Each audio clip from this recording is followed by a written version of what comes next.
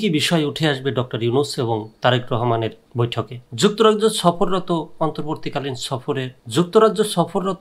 অন্তর্বর্তীকালীন সরকারের প্রধান উপদেষ্টা ডক্টর মোহাম্মদ ইউনূসের সঙ্গে বিএনপির ভারপ্রাপ্ত চেয়ারম্যান তারেক রহমানের বৈঠক হবে আগামী ১৩ জুন লন্ডনের স্থায়ী সময় সকাল ৯টা থেকে বেলা ১১টার মধ্যে হোটেল ডোরচেস্টারে এ বৈঠক অনুষ্ঠিত হবে।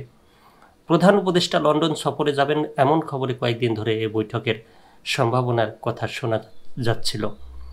গত সোমবার বৈঠকটি চূড়ান্ত হয়। আগামী জাতীয় নির্বাচন সামনে রেখে বৈঠকটিকে বাংলাদেশের রাজনীতির জন্য বড় একটা টার্নিং পয়েন্ট হিসেবে দেখা হচ্ছে।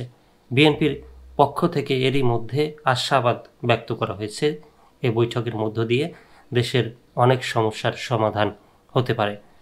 ঢাকা ও লন্ডনের কূটনৈতিক সূত্রগুলো জানায়, তারেক রহমানের সঙ্গে বৈঠকের জন্য প্রধান উপদেষ্টার পক্ষ থেকে যোগাযোগ করা হলে বিএনপির দিক থেকেও সাক্ষাৎ ও বৈঠক নিয়ে ইতিবাচক সাড়া থাকায় গুরুত্বপূর্ণ এই বৈঠকটি হতে যাচ্ছে।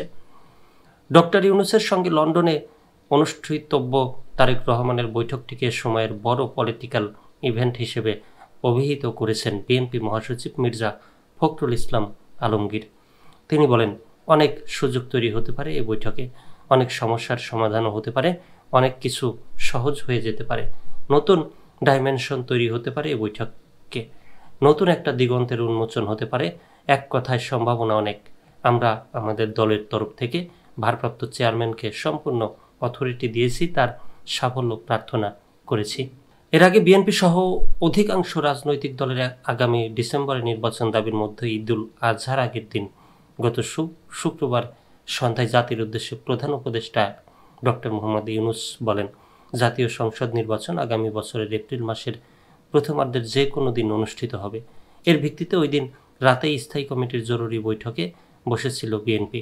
সেই বৈঠকে নির্বাচনের নতুন রোডম্যাপ নিয়ে দীর্ঘ আলোচনা হয়। এর পরিপ্রেক্ষিতে বিএনপির অবস্থান কী হবে তা নিয়ে পক্ষে বিপক্ষে নানা মতামত আসে। কমপক্ষে 4 জন নেতা কট্টর কোনো অবস্থান না নিয়ে বিএনপি কী চায় ফ্লেক্সিবল ওয়েতে সেটি তুলে ধরার পক্ষে মত দেন। তাদের কেউ কেউ নতুন রোডম্যাপের ব্যাপারে দ্বিমত পোষণ করলেও ফেব্রুয়ারির মধ্যে অর্থাৎ রোজার আগেই নির্বাচন হওয়া উচিত বলে অভিমত দেন। তবে বাকি 8 নেতা চলতি বছরের ডিসেম্বরের মধ্যে নির্বাচন দাবিতে দলের আগের অবস্থানের পক্ষে অনড় থাকার কথা বলেন।